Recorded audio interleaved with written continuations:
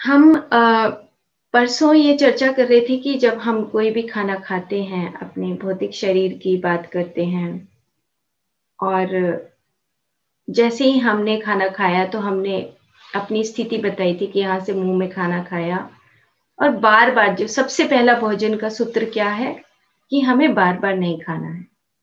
एक बार जो खा लिया, उसके बाद आपको 2 घंटे तो एट लीस्ट कुछ भी नहीं खाना चाहिए, 2 से 3 घंटे। क्यों नहीं खाना चाहिए? क्योंकि जैसे ही आप खाएँगे, वो पूरा आपका बॉडी का जो सिस्टम है, जो आपका डाइजेस्टिव सिस्टम है, जहाँ पे खाना जाता है पेट में, पेट से जाने के बाद वो छोटी आँत में जाता है, वहाँ पर वो मैश होता है, बहुत सारे एंजाइम्स मिलते हैं उसमें, हार्मोन्स मिलते हैं उसमें, मिलने के बाद वो लिवर में जाता है, लिवर के बाद वो फिर उसके बाद वो हार्ट सर्कुलेशन यानी कि रक्त वह संस्थान में जाकर मिलने लगता है। अब अगर आपका खाना बहुत अच्छे तरीके से पचा हुआ है, उसमें सारे एंजाइम्स, हार्मोन्स मिले हुए हैं, तभी तो वो जाके हार्ट के सर्कुलेशन में यानी कि रक्त में मिलेगा और रक्त में अगर हम कच्चा-पक्का सारा सामान मिला देंगे तो क्या होगा? रक्त भारी हो जाएगा। वो खून का जो संचार है वो होगा नहीं, हार्ट में ऐसे भारीपन आप देखो अगर ज़्यादा खाते हो तो क्या होता है? हेवीनेस लगती है ना? आपके लिवर के ऊपर कितना बर्डन आ जाता है। ऐसे लगेगा लेट जाएँ। अभी हम परसों भी यही चर्चा कर रहे थे कि खूब अगर गाजर, मूली, पालक, लस्सी पता नहीं दही कुछ-कुछ खाते रहेंगे, कुछ-कुछ खाते रहेंगे, फिर कहेंगे कि लिवर में प्रॉब्लम हो गई, स्किन के ऊपर प्रॉब्लम आ गई, है ना? एसिडिटी बन गई है, कॉन्स्टिपेशन की शिकायत आ गई है ना? बाजरे की रोटी, साग, पता नहीं क्या-क्या इतना मतलब खा लो आराम से लेकिन उसको 2-3 घंटे पचाने का समय भी हमें चाहिए होता है। हर हर चीज़ को रेस्ट चाहिए होता है, हर हमारे ऑर्गन को उसको स्पेस चाहिए होता है। 5 तत्वों से हमारा शरीर बना हुआ है। आकाश तत्व को हम भूल जाते हैं, खाते ही रहते हैं, 99% फ़ोकस हमारा शरीर के ऊपर ही रहता है, खा लो, आकाश तत्व कहाँ जाएगा? बेचारी कॉन्शसनेस तो सिकुड़ के एक तरफ बैठ जाती है कि ठीक है, जो तुम्हें करना है कर लो। तो इसीलिए अब हम चल रहे थे कि रक्त के ऊपर पहुँच गए, चलो हमारा जो भोजन है, उसका जो रस है, वो सारा हमारा ब्लड के अंदर चला गया। अब क्या होगा? अब एक बीच में मैं एक एग्ज़ाम्पल देती हूँ।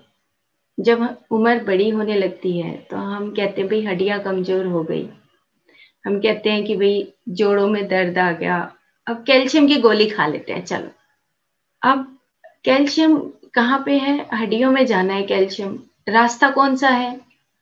रास्ता कौन-सा है? रास्ता तो वही है जहाँ से हम खाना खाते हैं, और तो कोई रास्ता ही नहीं है। अब आपके ब्लड के अंदर अगर ब्लॉकेजेज़ है, कहाँ जाएगा वो? वो बेचारा कैल्शियम तो वहीं रह जाएगा। वो हड्डियाँ हमने तो दिमाग में सोच लिया हम तो कैल्शियम खाते हैं।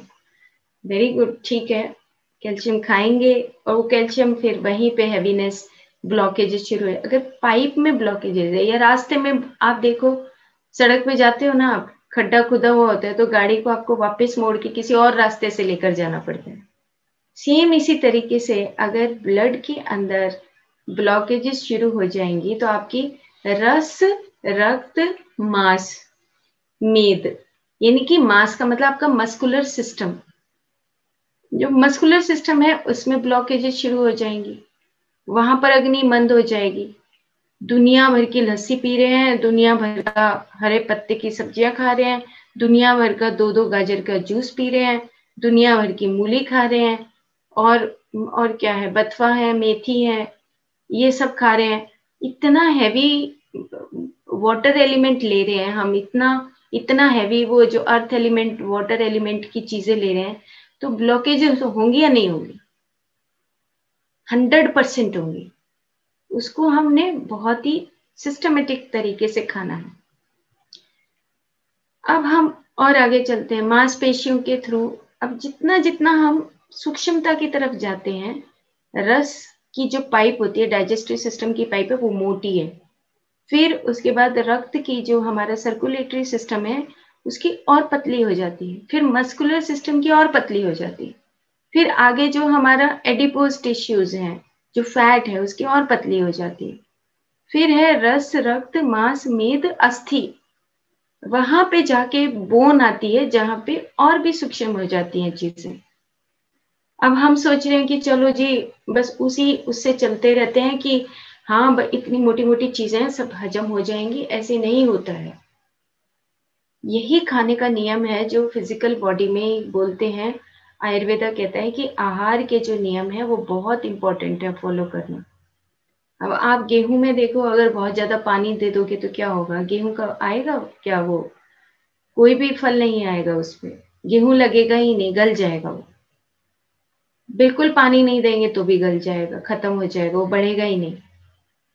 तो बैलेंस्ड जब हम खेतों में देते हैं पानी, इसी तरीके से बैलेंस्ड हमारी बॉडी के अंदर भी होना चाहिए।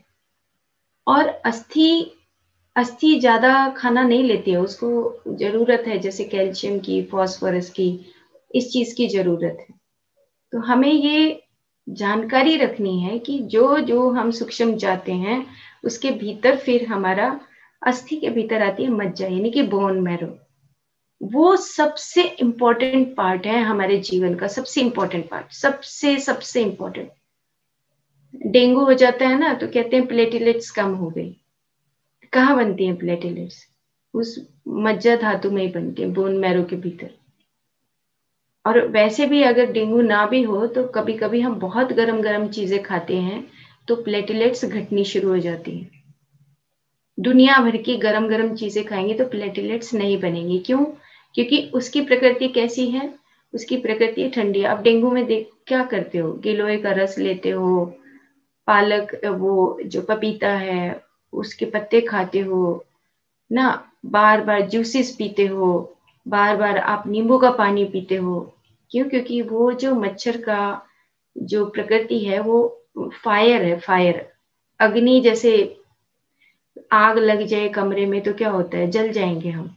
सेम इसी तरीके से उसके अंदर भी इतनी फायर होती है कि वो हमारी अंदर की प्लेटलेट्स को जला देती है।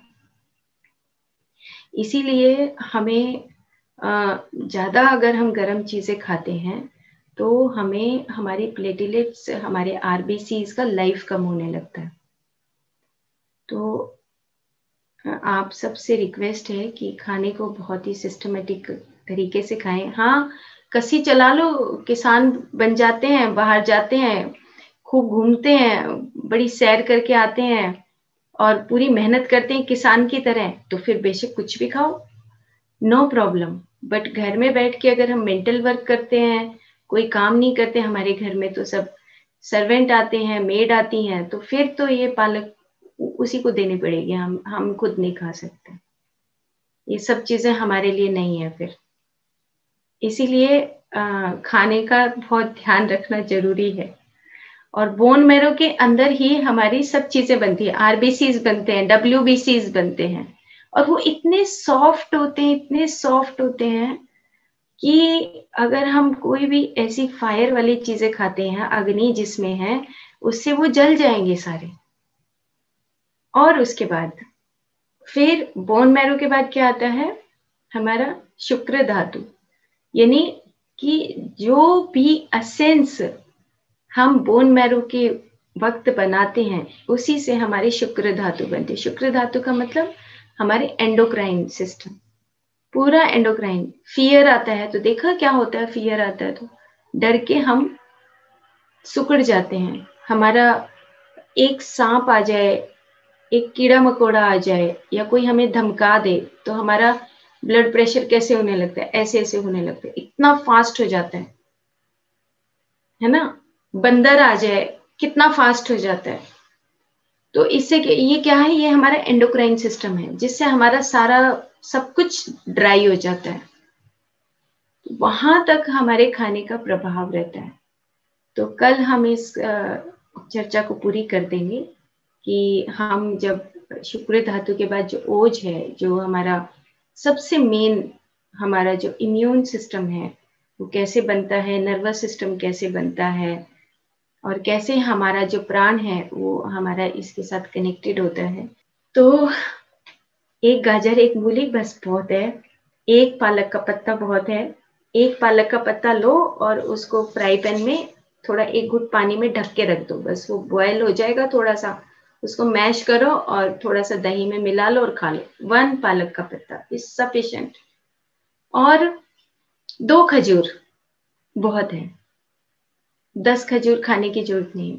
लगे हुए हैं खजूर खाने के लिए। इतना नहीं खाना है, बाबा इतना नहीं खाना है। माफ़ करो, बहुत एक्सेस में हो जाएगा। ओके? हरियाणा